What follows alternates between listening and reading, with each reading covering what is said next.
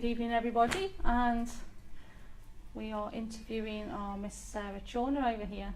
I'll let her explain a little bit about what she does within the team. Hi, I'm Sarah and I've been with the team for 10 years. I run the team with my partner Andy, and it's just basically a family. We are a family. These people are my family, and yeah, this is what we do. We look for ghosts. When you say we are a family, this is what we do, in your own words, can you describe what it is that Stoke Haunted do on an evening of investigations? Sure, yeah. It's a hobby and it's a social thing. So we will get together, we'll have, if it's a pub or something, we'll have a drink and we'll have a chat and we'll laugh, relax. Not alcoholic. Not alcoholic, drink pop. We'll just relax, chill out, have a laugh, and then we'll put together a plan of what we're going to do on the evening, which rooms we're going to investigate, what we're looking for, what we're hoping to achieve. And we'll get going, and then when we've had enough, we'll go home.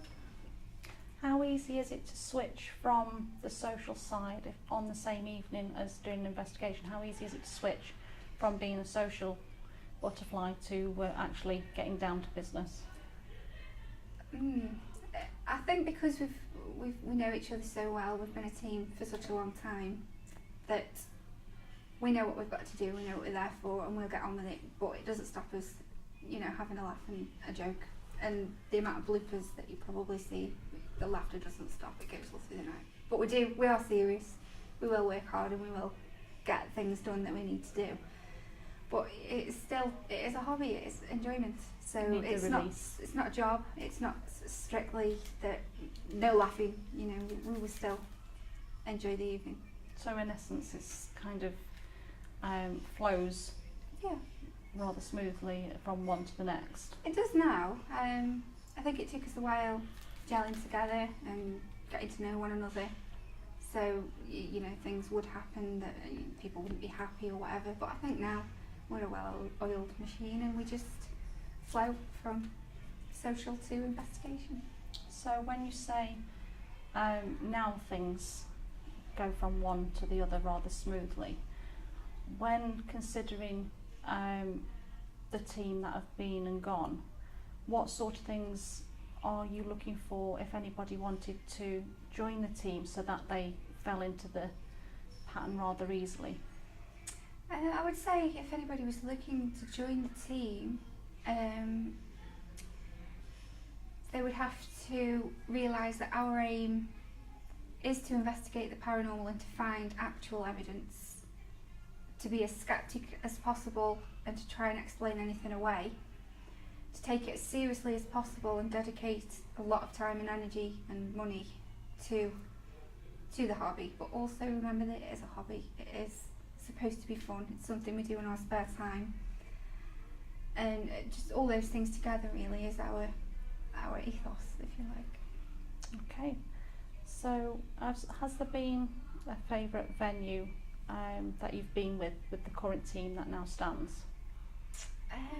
One of my absolute favourite venues, I would have to say, was somewhere we visited a few years back, and it was above a co-op in Leek, and I think it was called the Emporium, and it was courthouses, and it was just such a fantastic place because it went on forever and ever, and it was a maze of rooms, corridors, courthouses, and it was all sort of abandoned and had been locked away, and we were just left in there overnight for the whole night to just do what we do, and it was a really good place. I don't know if you've seen those type of horror films where groups of young kids get locked in like an asylum or somewhere, and they go towards the exit to open the door and find that there's another load of corridors and they can't get out. That is my worst nightmare, but that was what this place was like. It just seemed to go on forever and ever, and Did you find it a nightmare? No, not really, because we stuck together. So nobody went wandering off on their own. I could imagine that if you did, that would have been quite scary. You would soon get lost because each floor was exactly the same as the next, so you had no idea. You couldn't get your bearings in there. But I think if you stick together and you have a base room, which we did, which was the only room with heating, the only one with chairs in, from what I remember as well. Yeah. I remember that venue very, very well. Can you tell everybody what sort of things, if any, you picked up on while you were there? One thing that does stick in my mind, and I don't know if it was caught on camera, but I think it was the first time that we went, and Paddy, who was in our team, we were walking through a corridor, and I was next to the last and Paddy was behind, and he sort of whispered in my ear that something doesn't like me here. And we were all walking single file through the corridor, and there was a door, and we obviously pinned the door open because we were all walking through. I walked through and the door slammed shut, as though something was saying to Paddy, I don't want you in here. And it frightened him, I think it spooked him, because he sort of said, see, I told you. And it was just weird, because obviously if you were walking through in single file, you hold the door open for the next person, and that's just what you do. But this door just slammed shut, and there was no windows, no breeze, no explanation really that I can think of why this door slammed shut on him, but something didn't want him in there. Scary times. It's sad that we've lost that venue, Yeah. but industry and things like that marches on. Going back to team and things like that, and you say that you're kind of an oiled machine now. How do you go about not offending the beliefs of others and yet still having your own belief heard? That's a good question. I think that you have to accept that in this field there's so much to believe in and not to believe in, and people have such personal experiences that forms their beliefs. You have to, whilst accepting what you believe, you have to accept that other people are going to think differently and have different beliefs and experiences. So whilst, in everyday life, you to be a good person, to be a decent person, you accept that other people are different, that they've had a different path in life, and that they're going to believe different things. It's the same within the group. We all have the same basis, the same ethos as to why we're in the group, and we all have very, very different beliefs, and we've all had very, very different experiences, and I think it's just having respect for the people that you work with, that they're going to feel different with things. And it's got to be a two-way street. Exactly. You've got to, whilst you believe what you believe, you also have to respect that the next person believes that, because that's what's happened to them, and that it's different for everybody. So you've just got to have that respect for each other. Have you ever felt that you've had to compromise what you believe, what you want out of the team, with respect to other people? Have you ever felt like you've had to No. bite your lip and let things go? No, I don't think so. Personally, I don't enjoy things like Ouija boards and glass work, whether that's from films that have made them into horror. I don't know what it is, I just don't really like doing them. And so simply I'll just go and sit somewhere else. Well, if the team wish to do a Ouija board, that's up to them. They can do that. I'll go and sit somewhere else. If they need me to join in, then I'll do that, because that's my choice. I don't mind. But personally, I'd rather be away from it and observe. But I've never felt that.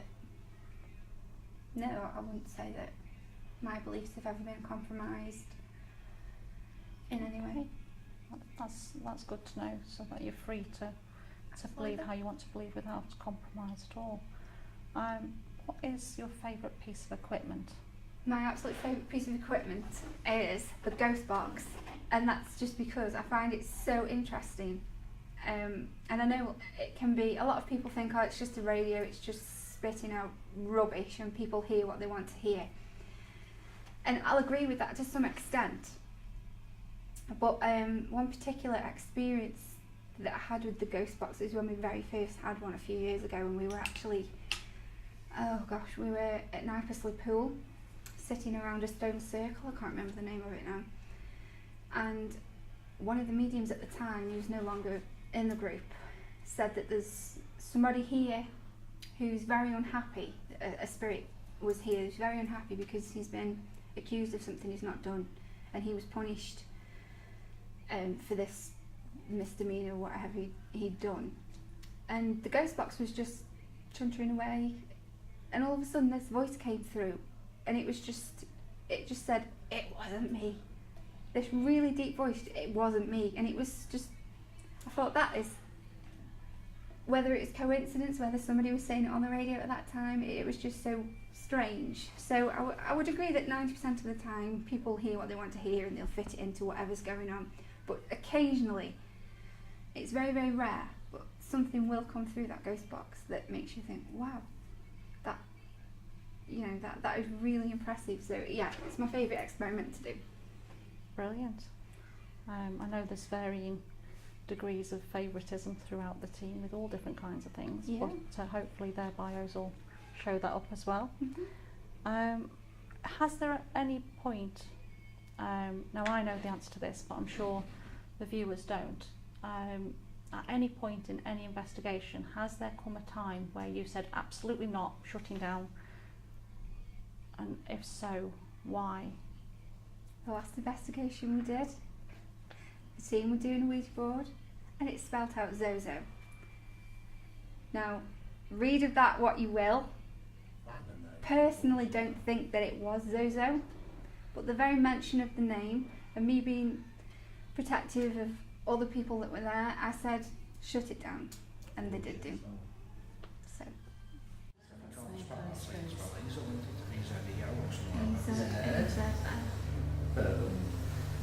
Z. Oh, okay. That's a different. So, You ever had that? no? Get rid of it. Yeah. Is it Yeah. nasty? Well, No, but it's not good. okay. Thank you, Sosa, but we don't have the authority to communicate with you. Do you understand? Okay, thank you. So we're going to end this communication now, if that's all right with you, and say goodbye. Okay, Sosa? Goodbye. Okay, thank you. Thank you. First time we've ever done it. Well, no, I did one last Saturday, but I'm forgetting. So that's the first time. We got 3 meetings on the board. No, it's alright. Well, I did the last name. I know about that. Or heard about that. Josen. Oh my God, I have. I've heard of it. Is it just a bit not nice? I just think it's one of those false names. It's one of those. Might be a false name that they provide to get over it. What do you know about Zozo? All I know is that it's not very nice. Okay. It's something that you don't want to communicate and you don't want to invite or mess with. Okay. Best leave it at that. Don't want to give it any more energy than it's got. Do we? No. That's not me being. Two different kinds of Azazel's interesting though. If it was Azazel, it would insist on spelling it correctly, which it did the first time.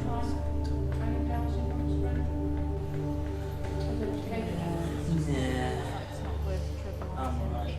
It's not worth it. And Yeah. you know, I think that it wasn't Zozo being gesticulated at across the room. It was probably something just trying it on, you know, but even the very mention of it, it's in your brain and then you start looking into it, and that for me is just no. What is that no regarding? Is it regarding personal choice or the security of the team or It's, other things along those lines? it's personal choice at the end of the day, and yeah, I can see that other people in the team would want to look into that because they're curious, but for me, I just think it's something that shouldn't be messed with because it's difficult to explain. I don't want to stop other people doing that if that's what they want to look into. I would never say, you know, don't do that. If that's what you want to do, look into it. It was do a it. choice. It was a group choice. You said no, and everybody else shared the same consensus. Everybody I did think agree so. to shut it down. I think we were tired at the time as well because it was something like 3 o'clock in the morning. But I would never stop anybody looking into it or doing, you know, if they want to research that, that's fine. For me personally, it's just a no. I have enough trouble with the living. The only thing I can't understand about that, just chipping in, that Bryony is the name, who took us round the investigation, she, because Ian wasn't there, was he? She was mentioning it in her head. She didn't tell anybody, but she was mentioning it in her head about being so-so, whatever. I wonder what had happened if he come through. And then within a matter of minutes it come through. To me, I find that really strange. I find it strange. I think spirits yes. can communicate telepathically to people. Yeah. And They that's must be what I able mean. to, because they've probably thought, ooh, she's thinking about demons. Let's play around here. That's what I mean about it manifesting. Because she something never mentioned else. it It's all night right until to it just- happened, and then she said, I was just thinking about that before it happened. It's all right to talk about it, to look at it, but you see now it's only been mentioned. I've only mentioned the word once, and it's already turned into a conversation. It manifests, and it's in your Builds. brain, and it builds and builds. That's what I don't like. And there's enough crap going on in this industry and in life in general without adding things like really dark, nasty things without adding to it, if you know what I mean. It's just not worth it. And with that, then we'll move swiftly on so that we stop talking about it. In the 10 years or more that you've been with Stoke Haunted, as a paranormal group looking outwards, how have things changed in the industry with regards to the population of different teams that are out there, venues? How has that all changed over the last 10 years? It seemed, when we first started, it's over 10 years ago now, it was sort of popular on the television. You know, I won't mention the programmes, but you all know what I mean, that they were on the telly, and there wasn't that many groups out there. And I mean, it took a good while for me and my partner to find, you know, a group to go out with, because we were interested in it. We used to just watch those programmes. And I think, gosh, within the last 5 years, there is a lot of teams that have, you know, set up, and they've got their own agenda, they've got their own thing that they're doing and looking for, and it's great because, you know, keep it popular and keep the industry going. There is a lot of teams that will, how do I say it, exploit the paranormal for monetary gain. That's increased. Now, I'm not saying that's a bad thing. If that's what you want to do, that's absolutely fine. It does have an effect on teams that are doing it for a hobby, because we used to be able to go anywhere, do a paranormal investigation, didn't cost you anything, it cost you a brew. Now, In fact, they pay It you costs you money. sometimes to go. yeah, now it costs money, because these venues know that they can ask a price for a ghost hunt, for access to their building. So, you know, that's just how it's evolved though. I mean, if people want to charge and make a business out of the paranormal, that's nothing to do with us.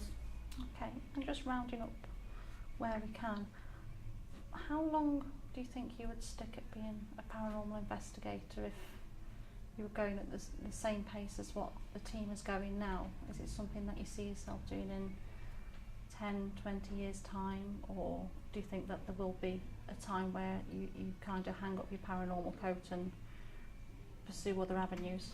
I'm quite happy with the way things are now. I think we've worked really, really hard to get where we are now. And so I'm happy to just keep going for the time being. Great stuff. And finally, if you have a little message for viewers who might be thinking about joining a paranormal team, what guidelines and bits of advice would you like to give to them? If you're interested in the paranormal and you would like to experience it for yourself, what it's like to be in an actual team, forget what you've seen on the television, forget what you've seen on programs that are, you know, like anything paranormal related on the television. It's not like that. It's a lot of sitting around. Excuse for the noise outside. Sorry for the noise. It's a lot hours and hours on end of sitting around in the dark waiting for nothing to happen. And it will cost you a lot. Yeah, to start off with, equipment, put the word paranormal in front of a normal camera, it suddenly doubles in price. So yeah, it does cost quite a bit, takes up a lot of time. Forget catching up on sleep at the weekend, because you have no sleep at the weekend if you've got an investigation. It truly yeah. does take over your life then. But it's worth it, because when you get that little bit of something that you can't explain, that's worth it to me and the rest of us. Just that little gold nugget at the end. Yeah. Well, thank you very much for joining us tonight. Thank and you it's for been listening. lovely speaking to you. Thank you.